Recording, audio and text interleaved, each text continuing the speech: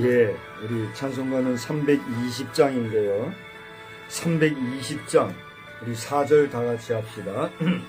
주여 내게 성령으로 충만하게 채우소. 생명수가 강물처럼 흐르게 하옵소서. 나를 이끈 삼으신 주 은혜 주시고 언제든지 주 뜻대로 사용하여 주소서.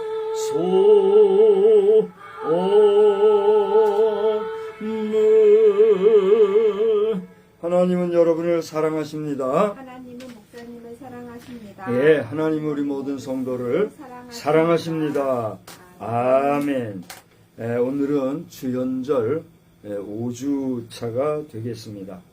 여러분 각자의 개인 경건생활과 건강생활에 각별히 유념하시기 바랍니다. 기 예보된 대로 이번 주말 날씨가 많이 춥다 그래요. 지금 바깥의 날씨를 보니까 많이 차가움을 느끼게 되는데 감기 유의하시기 바랍니다. 지방회가 내일 모레 화요일 우리 한우리 교회에서 진행이 됩니다. 지방회를 위해서 기도해 주시기 바라고, 이미경 사모님은 싱가포르 방문을 잘 마치고 안착하였습니다. 감사합니다. 집회 해외 관심도가 상승 중인데 앞으로 어떻게 진행될지 모르겠습니다. 그럼 범사에 하나님의 도우심을 위하여 기도해 주시기 바랍니다. 기타 고정 광고는 같이 묵도하시겠습니다.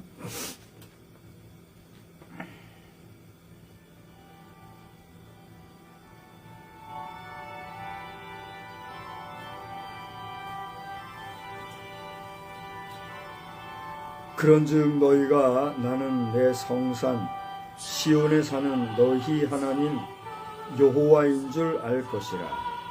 예루살렘이 거룩하리니 다시는 이방 사람이 그 가운데로 통행하지 못하리로다. 아멘. 거룩하신 하나님, 예루살렘을 거룩하다 하시고 다시는 그곳에 이방 사람이 통행하지 못할 것이다 말씀하셨는데, 그곳 예루살렘의 거룩함과도 같이 주의 성산이 있는 곳, 주님이 거하시는 그 성산에 함께 유하는 우리가 더불어 거룩한 백성들 되게 하여 주시옵소서. 오늘도 예배의 순서마다 주의 영이 함께 하시기 원하옵고 예수 그리스도의 이름으로 기원하옵나이다. 아멘. 다 같이 자리에서 일어나셔서 찬송가 25장으로 함께 찬송합시다. 25장 찬송입니다. 면류관 벗어서 주 앞에 드리세.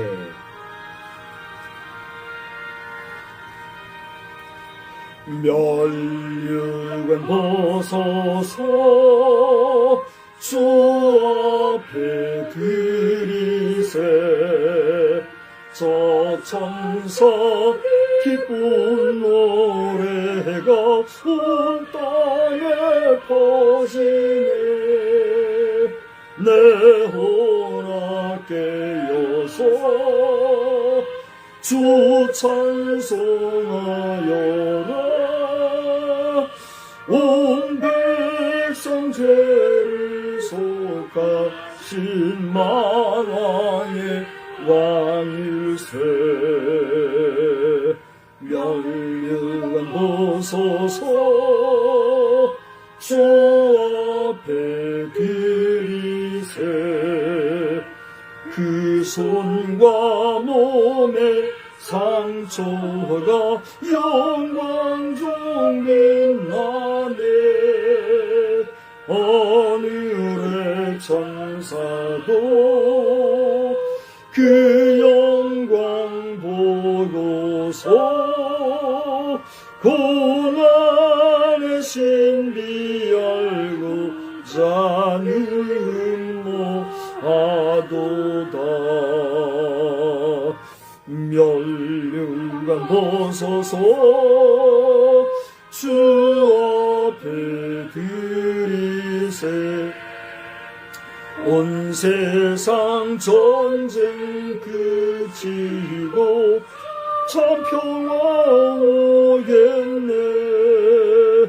주 보좌 앞에서 온 백성 엎드려 그 한량없는 영광을 늘 찬송합니다.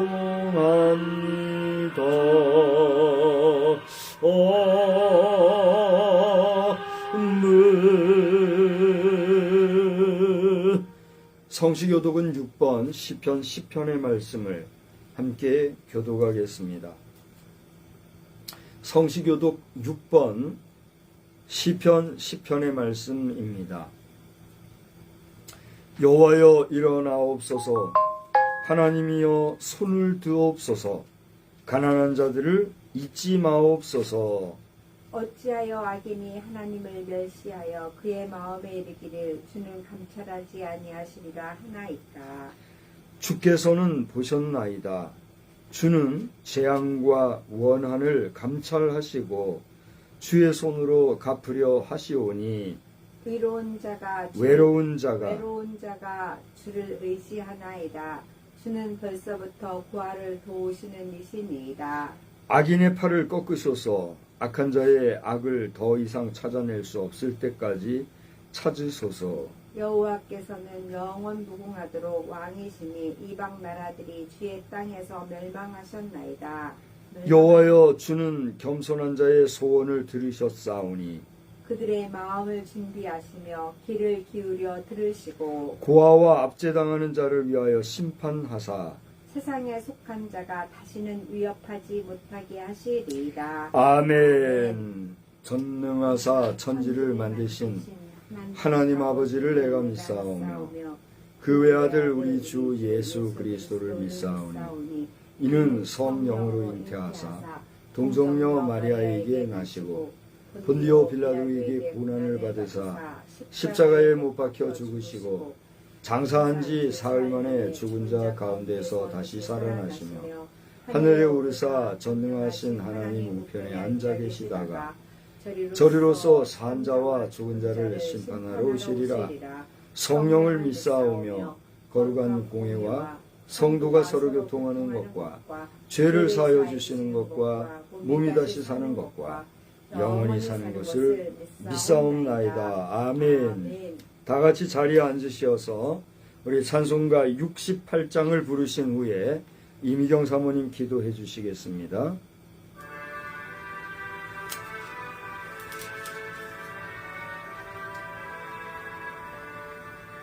오 하나님 우리의 창조주시니 내 주님께 귀한 것 드립니다.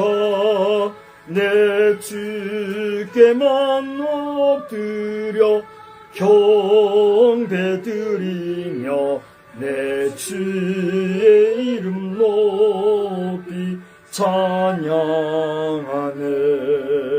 오 하나님 우리의 대주제시여 큰 풍랑일 때도 도우셨네. 죽음에서 우리를 구하셨으니 내 주의 이름 높이 찬양하네. 주 하나님 이름을 함께 높이며 내 주께서 영광을 돌리오리. 그 능력이 우리를 지켜주시니 주 하나님을 높이 찬양하네. 아멘.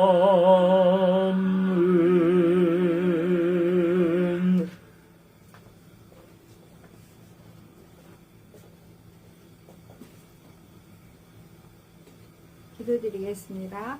하나님 아버지 주님 은혜 진심으로 고맙고 감사드립니다. 저희들 한 주간도 하나님의 은혜 가운데 주의 인도하심과 보호하심 가운데 거하게 하시고 주의 날 주님 앞에 머리 숙여 기도하며 주님을 찬양할 수 있는 귀하고 복된 시간 허락하여 주시니 감사합니다.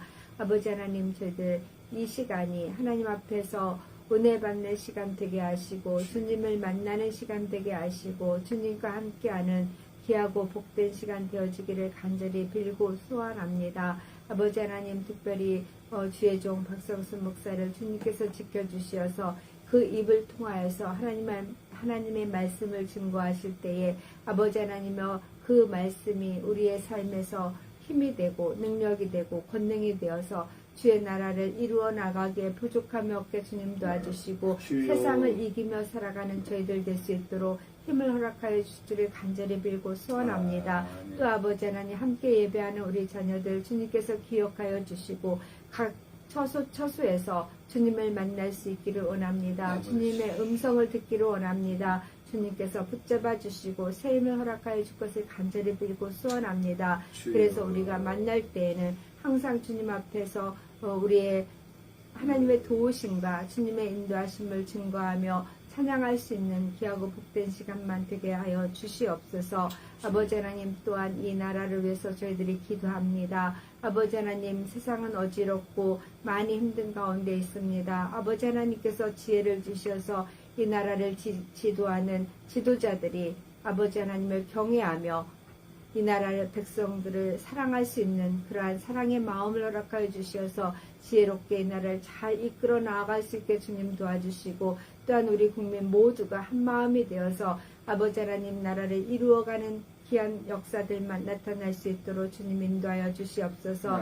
아버지 하나님 세상의 것들을 쫓아가는 자들이 아니라 하나님 나라를 이루어가는 그러한 백성 그러한 민족 될 수 있도록 주여 도와주시옵소서. 그래서 하나님께서 기뻐 받으시기에 합당한 나라 하나님께서 아버지 하나님 돌아보시는 그러한 나라가 되어질 수 있도록 주여 인도하여 주시고 지켜주시기를 간절히 빌고 소원합니다. 이 시간 저희들 하나님 앞에 예배할 때에 주님께서 임재해 주시고 성령의 충만한 가운데 거하기를 원하오며 우리 주 예수 그리스도 받들어 감사 기도드려 싸움나이다. 아멘.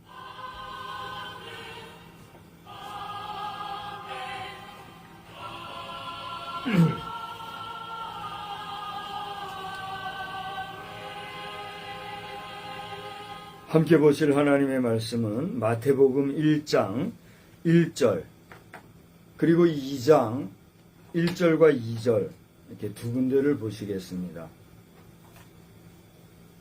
먼저는 마태복음 1장 1절입니다. 이어서 2장 1절 2절을 다 같이 제가 봉독하겠습니다. 마태복음 1장 1절 아브라함과 다윗의 자손 예수 그리스도의 계보라.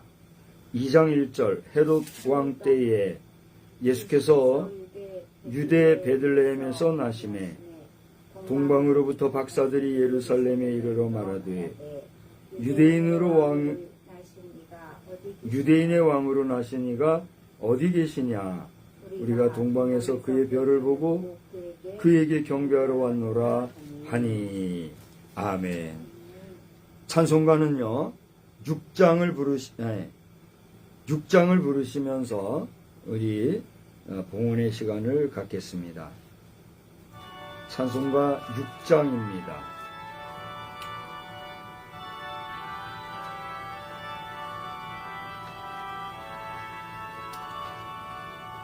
목소리 높여서 주 찬양하여라.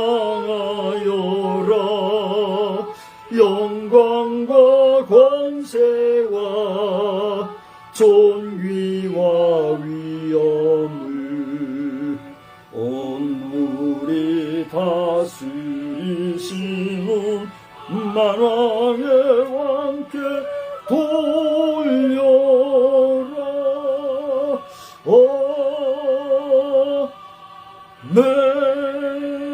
아멘. 거룩하시고 자비로우신 하나님, 오늘도 저희들이 주님 앞에 예배로 모여 주의 성호를 찬양하며 주의 이름을 영화롭게 할 때에 힘과 정성을 다하여 예물로서 또한 봉헌합니다.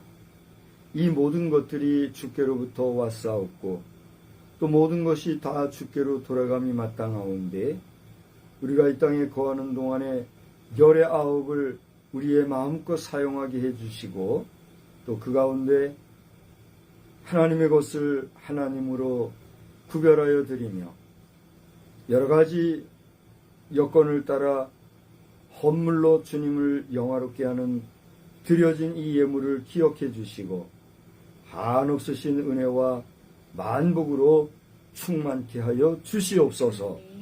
이제는 말씀을 통하여 우리가 은혜의 자리에 임할 때에 주의 영이 우리와 함께하여 주시어서 전하는 종이나 듣는 우리 성도들이 큰 은혜의 시간만 되게 하옵소서. 예수 그리스도의 이름으로 감사하며 축복하며 기도 드리옵나이다. 아멘. 하나님의 거룩하신 은혜가 오늘도 여러분의 삶 속에 늘 충만하시기를 우리 주님의 이름으로 축원합니다. 축원합니다.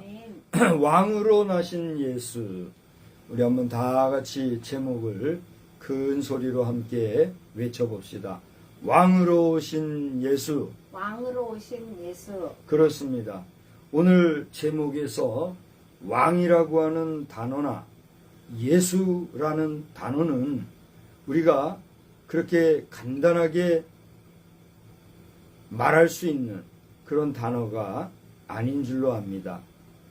왕이 무엇입니까? 우리나라의 대통령만 되어도 대단한 권세가 있지 않습니까? 특별히 미국의 대통령을 보면 그 대통령의 경호와 안전을 위하여서 우리가 상상할 수 없는 수많은 비용이 지불이 되고 있는 것을 보게 돼요. 그런데 미국의 대통령이라 할지라도 왕과는 달라요. 왕이라고 하는 것은 대통령이 가질 수 없는 권세와 또 권위가 있기 까닭에 왕이라고 하는 말은 우리 현대 사회 구조 안에서는 그 권위를 일일이 다 표현할 수 없을 정도로 높은 그러한 권위가 있음을 여러분 기억하실 줄로 압니다. 그러나 사실상 이 왕이라고 하는 제도도 하나님께서는 우리 인생이 스스로가 원한 것이고 또 왕을 세울 때에는 그 왕에게 필요한 것들을 그 백성들이 공개해야 된다는 사실에 대해서 분명하게 우리에게 일러주셨기 까닭에 왕을 세운 백성들은 그 왕에 대한 의무를 또한 다할 책임이 있는 것이지요. 그런 면에서 왕은 그 백성들을 위하여 정말 하늘의 전권을 위임받은 사자로서 백성들의 안위와 안녕을 위하여 참된 지혜와 권위로서 잘 이끌어갈 그러한 사명이 있음을 또한 우리는 기억하게 되지요. 그러나 왕이 왕으로서의 가치와 의무를 저버리고 그 책임을 다하지 못할 때는 그 모든 결과가 누구에게 미치지요? 백성에게 미치는 것을 보게 됩니다. 결국 왕이라고 하는 존재는 하나님의 인정하심 가운데서 백성의 대표자로서 그 왕이 어떠한가에 따라 그 백성들의 삶이 온전해질 수도 있고 또 최악으로 떨어질 수도 있다고 하는 어떻게 보면은 상당히 생물학적이고 또 전인적인 관계로 연결되어져 있다 하는 것을 우리가 보게 됩니다. 우리나라의 역사에도 왕이 백성을 다스린 그런 때가 있었지요. 그게 봉건시대고 또 불과 100여 년 전만 해도 우리나라에 실제 있었던 조선시대와 그 조선시대의 후반부에 있었던 사실의 역사이기도 합니다. 그 왕이 어떠하냐에 따라서 그 나라의 백성들은 태평성대를 누리기도 하였고 또 말할 수 없는 어려움과 또 비극적인 역사의 삶을 살아왔다 하는 것을 여러분은 상식적으로 아실 줄로 압니다. 그런데 오늘 본문의 내용을 근거하여 우리가 삼은 왕으로 나신 예수라는 말을 볼 때에 예수님의 신분이 무엇란 얘기지요? 왕이었다 하는 것이요. 많은 왕들이 있었는데 그 왕 가운데 이 예수라고 하는 분도 자리하고 있다는 사실을 우리가 보게 됩니다.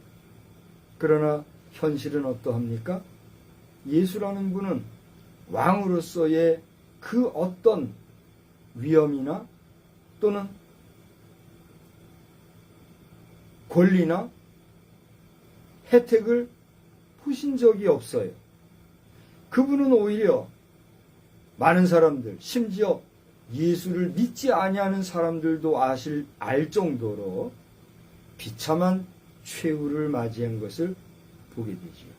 그런데 한 가지 아이러니는 예수의 그 마지막 죽음에 대해서 알고 그가 어떠한 죽음을 죽었고 십자가는 무엇을 의미하는가 라고 하는 사실에 대해서 상식적으로 객관적인 지식으로 아는 사람이라 할지라도 그 예수의 부활과 승천하심에 대한 기사는 기억하지 못하는 것을 보게 돼요. 여러분은 어떻게 생각할지 모르지만 이것은 아이러니입니다. 예수가 죽으셨다는 것을 안다면, 예수가 죽었다는 사실을 기억하고 인정한다면 그 예수가, 그 죽으신 예수가 어떻게 했다는 것도, 부활하셨다는 것도 당연히 알아야 하고, 부활하신 예수가 이 땅에 계속 머물러 있었던 것이 아니라 어떻게 하셨다고요?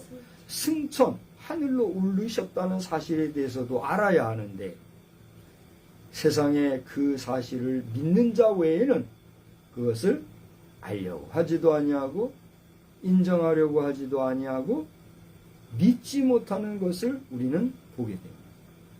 저는 여러분 앞에 2026년 2월 8일 오늘 11시 20여 분 현재 묻습니다. 여러분은 예수께서 부활 승천하시고 다시 오시어 이 세상을 심판하실 분이심을 믿습니까? 아멘. 믿습니까? 아멘. 그 믿음이 여러분에게 있다고 할진대 여러분은 왕이신 예수의 사람인 줄 또한 믿으시기 바랍니다. 아멘. 할렐루야. 아멘. 여러분 우리요 이 동네에 뭐 하다못해 면장님만 알아도 군수님만 알고 지내도 어때요? 괜히 으쓱거려지고 마음이 뿌듯한 걸 여러분 느끼세요. 그쵸? 제가 지금 얘기한 게 아니에요. 뿌듯하고 또 뭐라 그랬죠? 금방? 으쓱거려진다고. 제가 말한 표현이 여러분이 지금 표현한 거예요. 세상살이에서 우리의 삶이 그러한데 왕이신 예수의 사람이 되었다? 여러분 그것은요 기쁨일까요? 슬픔일까요? 기쁨. 그것은 명예로운 일일까요? 불명예로운 일일까요? 그것은 영광스러운 일일까요? 괴로운 일일까요? 당연히 영광스럽고 기쁜 일이고 여러분에게는 명예로운 일이 될 줄 압니다. 여러분이 예수를 믿는 그 사실로 인하여 여러분의 삶이 명예롭고 영광스럽고 기쁨으로 충만한 역사가 있기를 주님의 이름으로 축원합니다.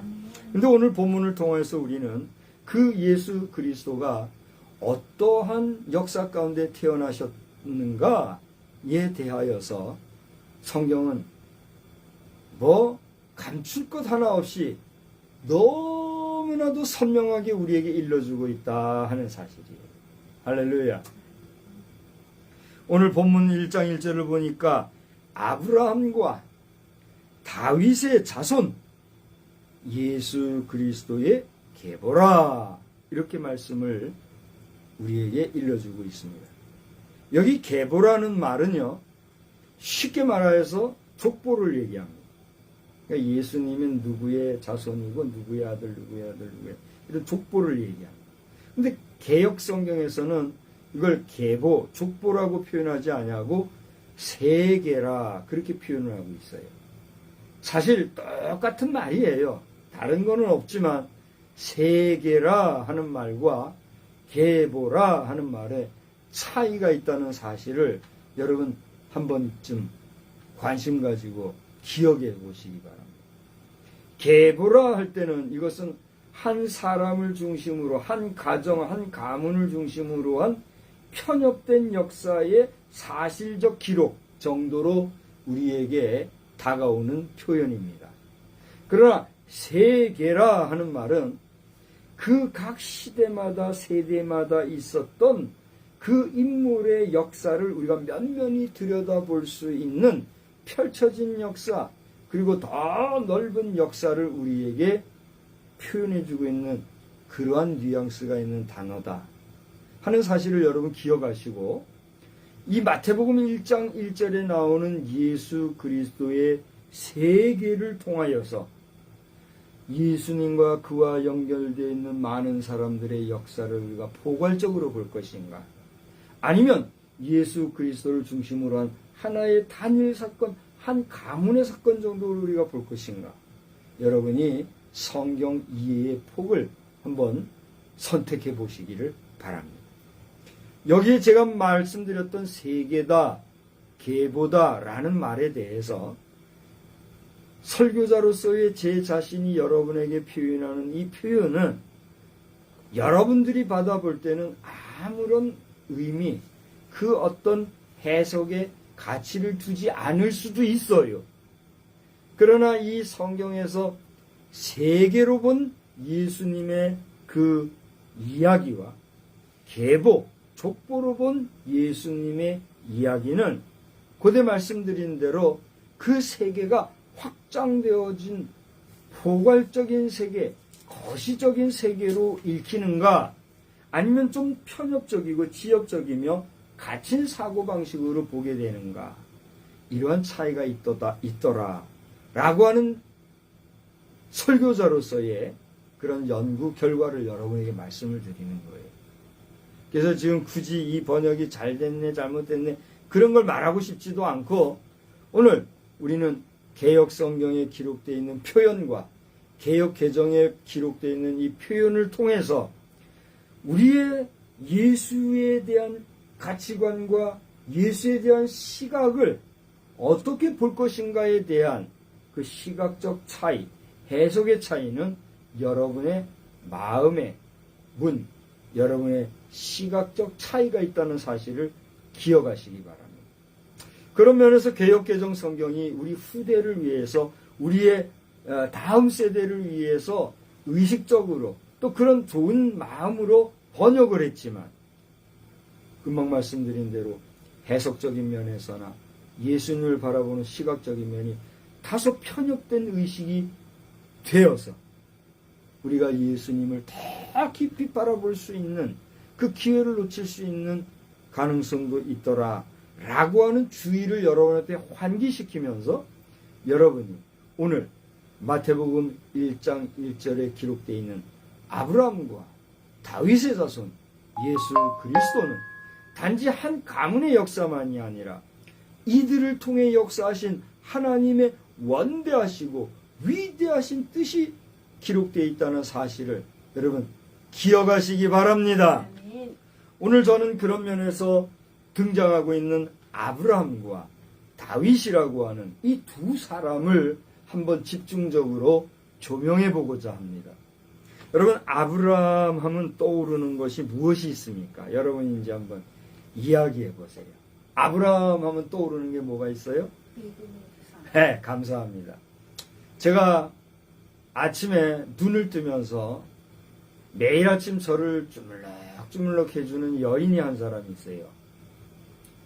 저하고 30여 년을 살아오면서 아이도 낳고 또 외손자 외손녀도 낳아준 그런 여인이 하나 있어요. 네? 손주를 낳아주시면 하지. 또 이렇게 시비를 거는 여인이 하나가 있어요. 예. 제 아내입니다. 제 아내가 외손주 외손녀를 낳아주진 않았어요. 그러나 이 낳아줬다고 하는 문학적인 표현에 대해서 꼭 이과적인 딴지를 평소에도 걸곤 합니다. 그래서 우리 문과 의식을 가진 사람들이나 이과 의식을 가진 사람들의 대화나 사고나 언어의 표현이 참 다르다 하는 사실을 저는 현실에서 보곤 합니다. 여러분은 어떤 표현력과 어떤 사고의 사람들이십니까? 문과든 이과든 우리는 서로 협력할 대상이지 다투고 견제할 대상이 아님을 여러분 인정하십니까? 서로가 화목해야 될 줄로 믿습니다. 아무튼 이 여인에게 물었어요. 아브라함 하면 떠오르는 게 뭐가 있어요? 세 개만 얘기해 보세요. 얘기를 하더라고요. 그래서 오늘 그 내용을 집중하여서 그녀만이 아니라 그녀를 포함한 많은 사람들도 공통적으로 이 정도는 생각하겠다라고 하는 세 가지를 생각을 하면서 이야기를 하고자 하는 거예요. 첫째로 아브라함은 여러분이 잘 아다시피 믿음의 사람이었다 하는 사실을 아마 떠올릴 겁니다. 공감하십니까? 믿음의 조상 아브라함은 12명의 아들이 있었는데요. 그 중에 하나 하면서 우리가 어릴 때부터 노래도 해오고 그랬지요. 아브라함은 믿음의 대명사와도 같은 그런 인물이지요. 이 아브라함은 믿음의 사람이라고 성경 곳곳에서는 얘기하고 있거니와 특별히 히브리서 11장 8절로 9절을 보니까 이 아브라함은 믿음으로 부르심을 받았을 때에 순종하여 장래의 유업으로 받을 땅에 나아갔다. 그렇게 기록하고 있습니다. 할렐루야.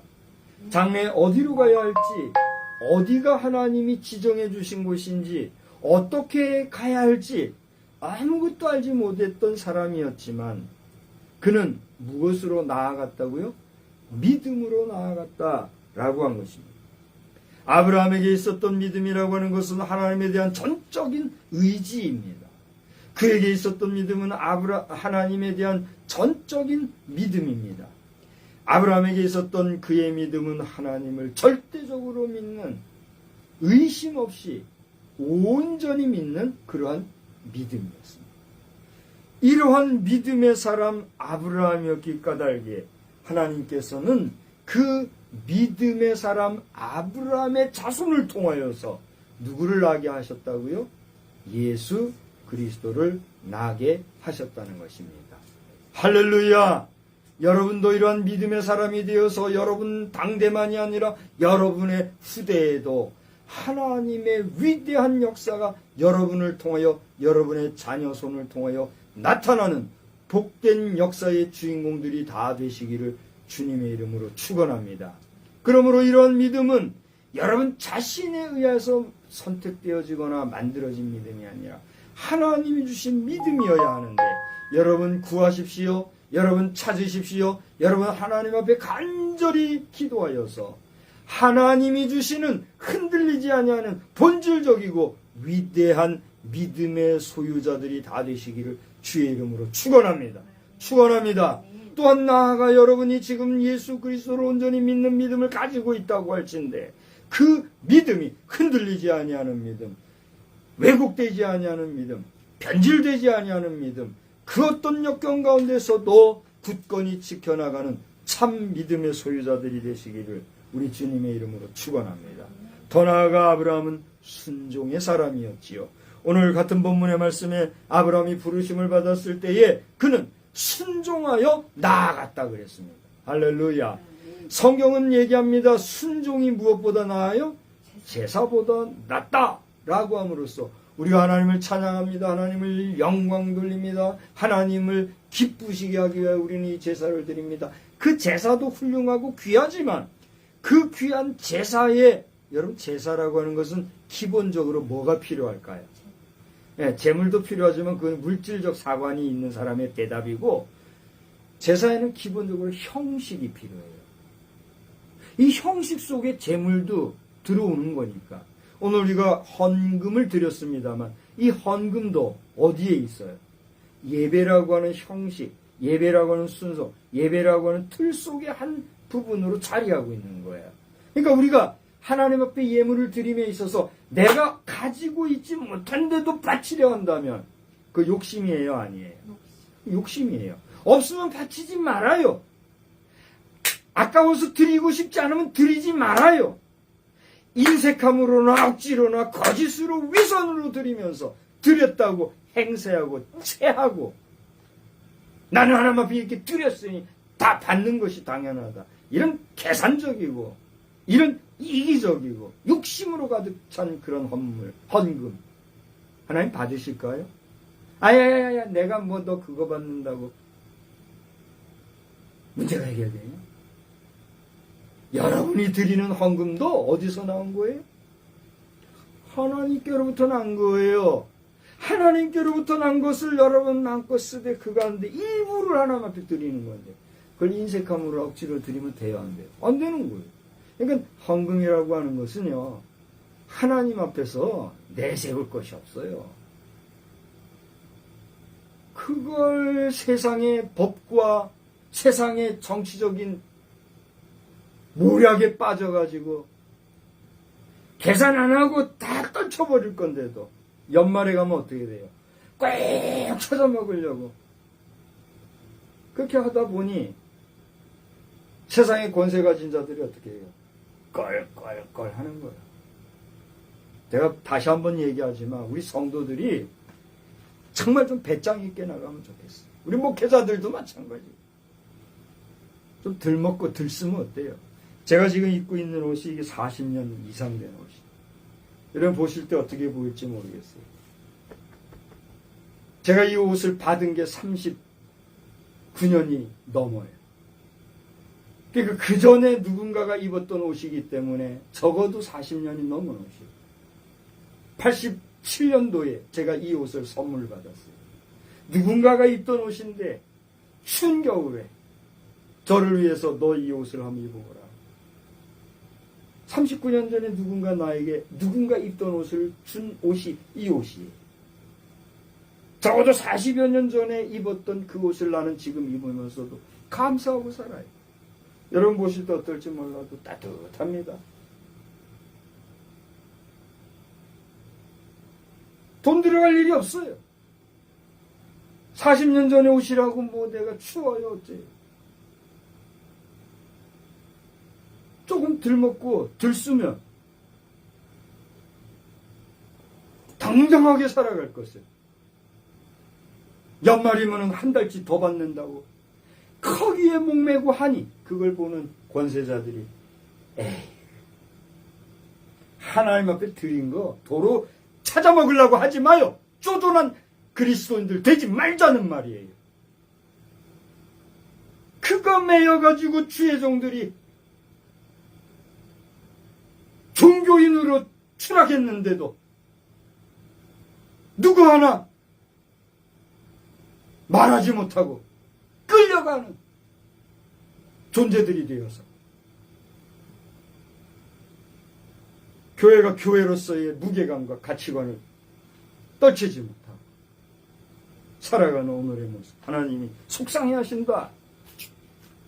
뭐 누구에게나 다 이런 얘기를 감동을 주지는 않겠지만 저에게 하나님은 그렇게 일러주시는 것 같아요. 그렇다고 저에게 야 성수야 나 이거 속상해. 야 오늘날 한국교회 이름은 너무 싫어. 얘기하신 거 없어요. 들려주신 음성 없어요. 그러나 나는 영적으로 하나님께서 그렇게 느끼신다는 느낌을 주관적이지만 나는 지금 느끼는 거예요. 그래서 그것을 외치는 거예요. 여러분이 들을 때에 이렇게 얘기하는 사람도 있을 수 있어요. 별별 소리를 다 하면서 나에 대해서 비판할 자들도 있겠지요. 그러나 그건 그 사람들의 논리야.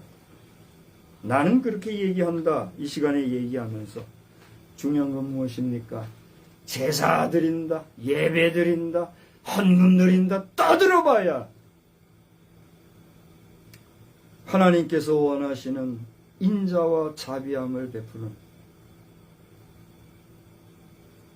꽃길을 걷는 것만이 하나님이 원하시는 것이 아니라 메마르고 빈딴 광야에서 나를 만나지 않은 주의 음성이 들릴 때에 그곳을 갈 수 있는 순종, 그 순종을 하나님이 원하시더라는 거예요. 히브리서 11장 17절입니다. 아브라함은 시험을 받을 때에 믿음으로 이삭을 드렸으니 그는 약속들을 받은 자로 돼 그 외아들을 드렸다. 무슨 얘기입니까? 여러분, 이게 말이 됩니까? 100세에 낳은 아들을 아브라함아, 너 그 아들 나한테 바쳐라. 그것도 번제물로 바쳐라. 번제물이 뭡니까?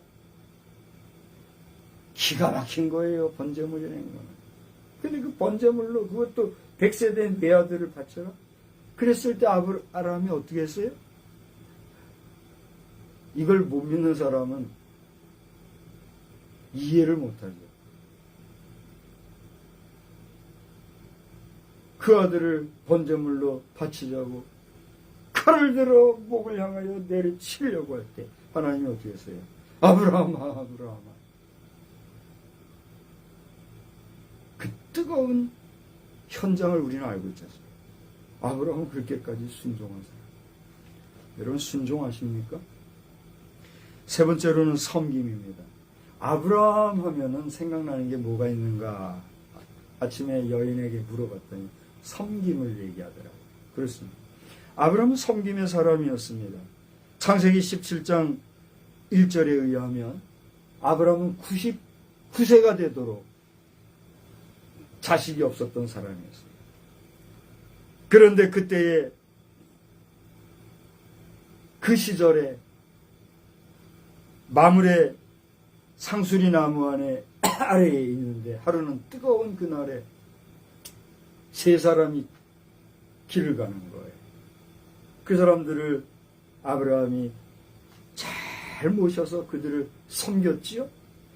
그렇게 섬기자 그들을 통해서 하나님께서는 아브라함에게 번성에 대한 약속을 하십니다. 창세기 17장 2절의 얘기예요. 4절을 보니 여러 민족의 아버지가 될 것이라고 예고해 주십니다. 6절에 보니까 왕들이 내게서부터 날 것이다. 저를 보실래요? 당신의 후손 가운데 왕들이, 왕이 아니라 왕들이 날 것이다. 여러분, 이거 엄청난 축복 아닙니까? 내 후손 가운데 왕이 나는데 그것도 한둘이 아니라 왕들이 여럿이 난다? 아이고, 이런 축복이 어디에 있어요? 그런 축복이 임했습니다. 더 나아가 7절을 보니까 내가 내 언약을 나와 너 및 내 대대 후손 사이에 세워서 영원한 언약을 삼고 너와 내 후손의 하나님이 되리라. 할렐루야. 여러분, 제가 지금 떠듬떠듬 이 내용을 읽어서 여러분이 감동이 덜할지 모르는데 조용히 여러분만이 홀로 있는 그 묵상의 시간에 이 말씀을 읽어보십시오. 창세기 17장 7절. 엄청난 축복 선언을 별 수 없이 뜨거운 태양볕을 지나가는 세 사람을 섬겼을 때 그들로부터 축복받은 내용이에요. 섬겨서 이 정도 축복을 받았으면 이거 수지 맞았어요? 안 맞았어요? 수지 맞은 거예요.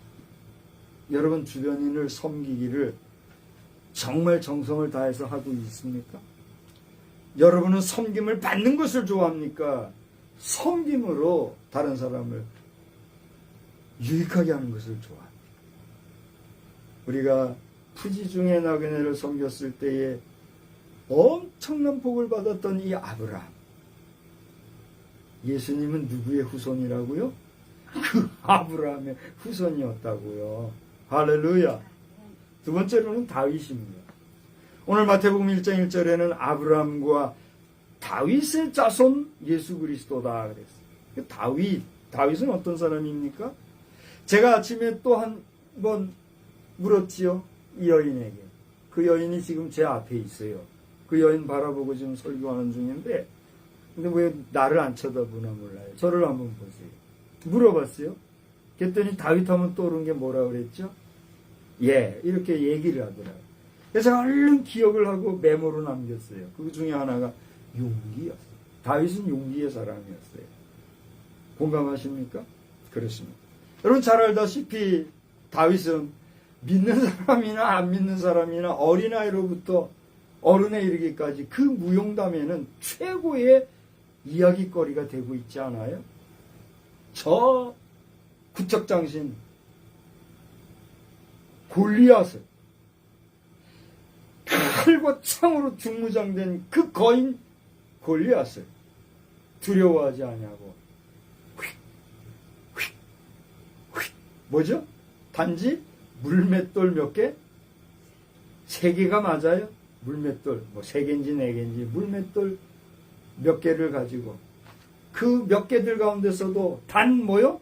한 개로 팍 맞춰서 쓰러진 골리앗의 목을 벤 사람 누구예요? 다윗. 아유.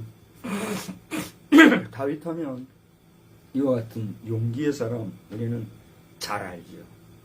그런데 이 다윗에게는 그런 용기 말고 또 하나의 용기가 보여요. 그게 뭘까요? 많은 이야기거리가 있겠지요. 또 실제로 다윗의 그 일대기를 보면 용기를 다해서 했던 싸움터의 이야기라든가 관계의 얘기라든가 많은 이야기가 있어요. 그 가운데 위대한 이야기 뭘까요?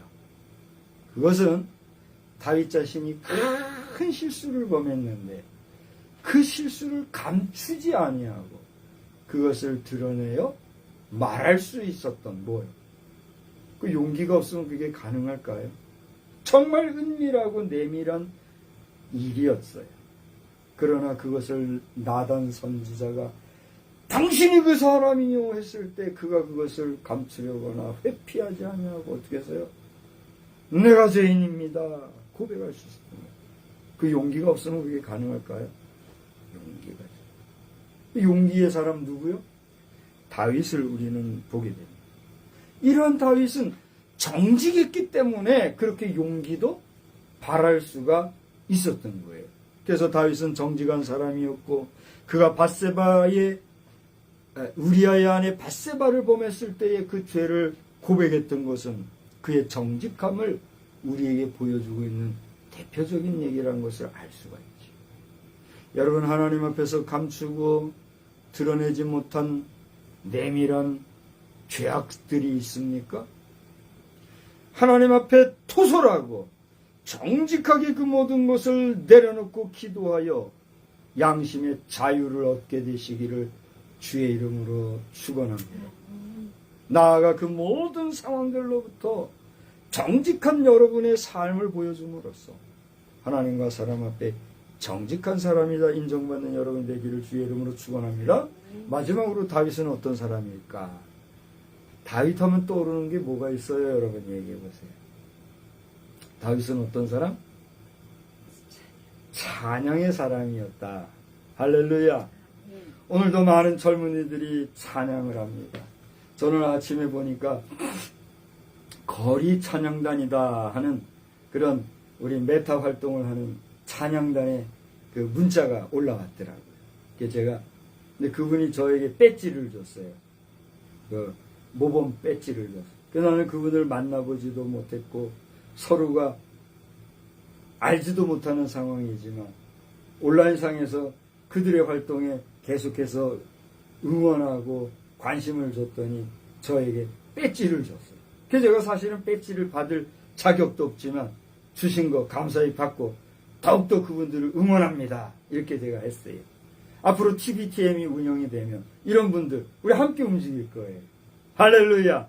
우리 거리 찬양단에서 이 영상을 보실지 모르겠는데 TBTM의 이름으로 박 목사가 여러분을 부르면 두말하지 말고 연합하여 함께 복음 증거의 길로 나서기를 주의 이름으로 축복합니다. 뿐만이 아니에요. 많은 사람들이 TBTM은 혼자 하는 게 아니에요. 연합사예요. 중요한 것은 뭐냐면 다윗은 찬양의 사람이었다 하는 것이에요. 사무엘하 22장 49절로 50절. 여기 나면 찾아서 우리 다 같이 한번 봅시다. 사무엘 하 22장 49절로 50절. 다 같이 찾으셨으면 함께 한번 읽어보아요. 사무엘하 22장 49절 50절. 다 같이요.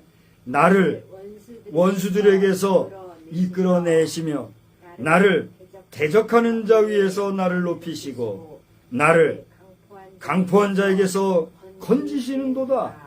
이러므로 여호와여 내가 모든 민족 중에서 주께 감사하며 주의 이름을 찬양하리이다. 할렐루야. 여기 제가 두 번 다시 읽지는 않겠습니다. 다윗은 이러이러한 상황 속에 어려움을 당했습니다만 그 모든 상황 속에서 하나님이 지켜주시고 인도해 주신 것을 인정하고 기억하고 그것으로 인하여 하나님을 찬양했습니다. 여러분의 상황들 속에서 하나님의 도우심과 하나님의 인도하심과 하나님의 보호하심을 기억하고 사십니까? 그것을 기억한다고 하면 그것으로 인하여서 하나님 앞에 참으로 감사하며 그것으로 인하여서 하나님을 찬양하고 살아가십니까? 다윗은 그러한 사람이었어요. 다윗이 찬양의 사람이었다 하는 것은 비단 이 내용만이 아니라 시편이라든가 각종 역사서를 통하여서 다윗이 찬양의 사람이었다는 것은 누구나 아는 일입니다. 심지어는 다윗의 초기에 왕이 되기 전에 그 앞에 왕이었던 누구요? 사울을 위해서 그 심령이 공고할 때에 하프를 뜯을 때 악령이 떠나는 이런 역사도 보여주었던 사람, 찬양의 사람. 이제 정리하고자 합니다. 다윗은 어떤 사람이요? 용기와 정직과 찬양의 사람이었다 하는 사실이에요. 바로 이러한 아브라함과 다윗의 자손 누구요? 예수 그리스도. 그분이 오늘 마태복음 2장 2절을 보니까 뭐라고 그랬어요? 1절을 보니까 헤롯 왕 때에 예수께서 유대 베들레헴에서 나심에 동방으로부터 박사들이 예루살렘에 이르러 말합니다. 뭐라고 했어요? 2절에 유대인으로의 왕으로 나신 이가 어디 계시냐? 우리가 동방에서 그의 별을 보고 그에게 경배하러 왔노라. 기가 막힌 노릇이에요. 지금 유대 땅을 포함해서 그 당시에 이 팔레스틴 지역에 많은 지역을 통치하던 나라가 있었습니다. 어디죠? 로마라는 나라예요. 그 당시에 로마는 정말 힘이 넘치고 강력한 국가였어요. 그 가운데 이 헤롯이라는 사람은 이 유대 지역을 통치하고 있는 로마의 황제였어요. 그런데 서슬퍼런 그 헤롯 앞에 저 동방에서 왔다고 하면 박사들이 우리가 유대인의 왕으로 나신 왕이 어디 있는지 그의 별을 보고 왔는데 우리에게 알려주시오라는 거예요. 내가 왕인데 내 앞에 와서 내가 통치하는 이 지역의 왕이 누구냐고 얘기하는 이걸 보고 헤롯이 어떻게 됐을까요? 지금 빡시다 그랬는데 빡쳤어. 뚜껑이 열린 거예요. 여러분 그 뒤의 이야기는 이미 다 알잖아요. 오늘 본문이 그러네요. 이제 말씀을 마치려고 합니다. 역사 속 예수 그리스도 그분은 성경을 우리가 통해서 볼 때 이처럼 하나님 앞에서 믿음의 사람이요 순종의 사람이며 더 나아가 섬길 줄 알았던 조상 아브라함과 왕으로서 용기와 정직과 하나님을 찬양할 줄 알았던 위대한 왕 다윗의 후손으로 나신 만왕의 왕이요 만주의 주라고 하는 사실입니다. 할렐루야. 아까 제가 서두에 얘기했죠. 우리가 하다못해 면장님만 알아도 군수님만 알아도 여러분이 대통령을 한다면 그 위세가 어떻겠습니까? 그런데 이처럼 얘기하였던 믿음의 조상 아브라함, 왕의 성군의 이름 다윗의 후손으로 나셨던 예수, 그분이 여러분을 뭐라고 불러요? 내 친구야. 할렐루야.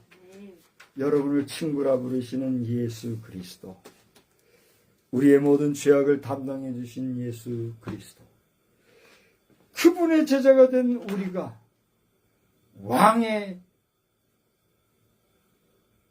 친구로 오늘 살아갈 때 우리가 그 예수님 앞에 누가 되면 될까요? 안 될까요? 그 예수의 이름에 먹칠하면 될까요? 안 될까요? 그 예수의 이름을 부끄러워하면 될까요? 안 될까요? 그 예수의 이름은 자랑할 것인가요? 감출 것인가요?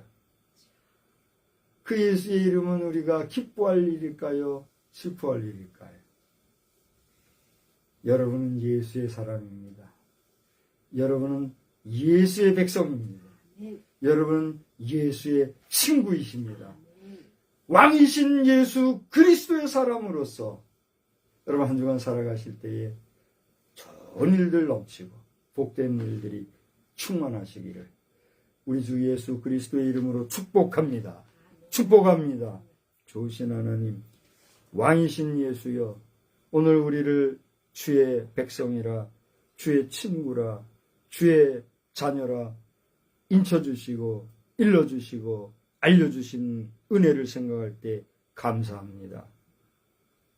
믿음의 사람이요 찬양할 줄 알았던 아브라함, 다윗, 그 위대한 자들의 후손으로 오신 예수는 육신으로는 이 땅에서 사람의 모습을 입으신 왕의 후손이었으나 영으로 주님은 곧 만왕의 왕이요 만주의 주가 되시는 하나님 자신인 줄 믿습니다.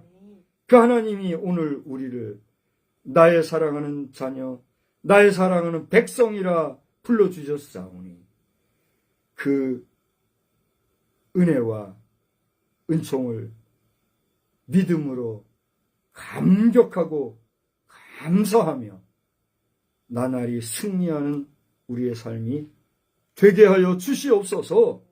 예수님의 귀하신 이름으로 감사하며 기도하옵나이다. 아멘. 다 같이 자리에서 일어나셔서 찬송가 80장 함께 찬송하겠습니다.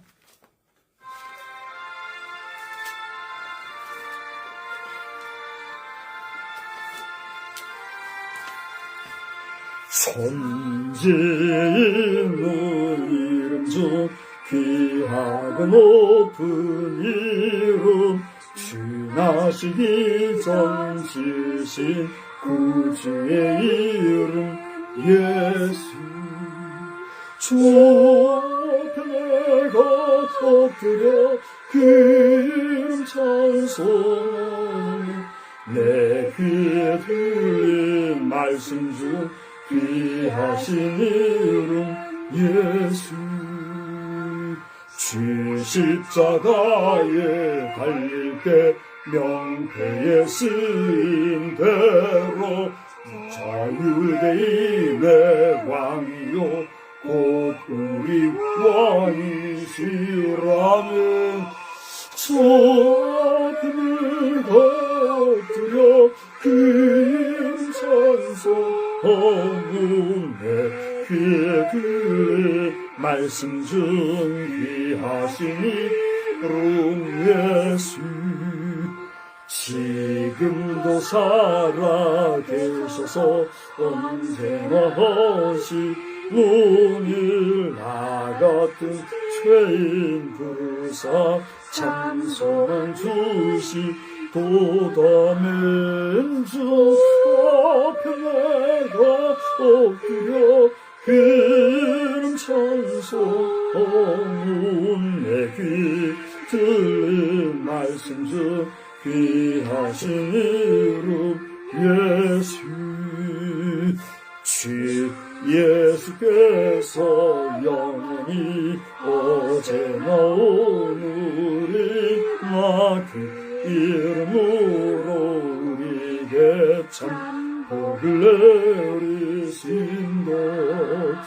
주 앞에 내가 엎드려 그 이름 찬송하는 내 귀에 들린 말씀 중 귀하신 이름 예수 없는. 우리는 세상의 빛입니다. 우리로 인하여 온 세상이 환해집니다. 나 박성수는 세상의 빛입니다. 나 박성수로 인하여 온 세상이 환해집니다. 아멘.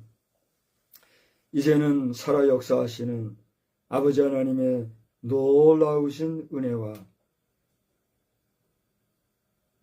우리 주 예수 그리스도의 왕으로 오신 그 놀라우신 은총 베푸심과 우리로 하여금 이 모든 것을 알게 해주시고 깨닫게 해주시고 생각나게 해주시는 성령님의 이끌어가시는 은총의 역사가 우리의 일상 가운데 왕의 백성으로서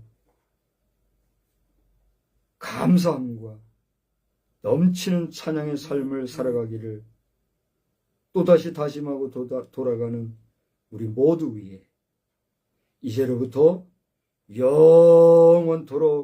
영원토록 함께 계실지어다. 아멘.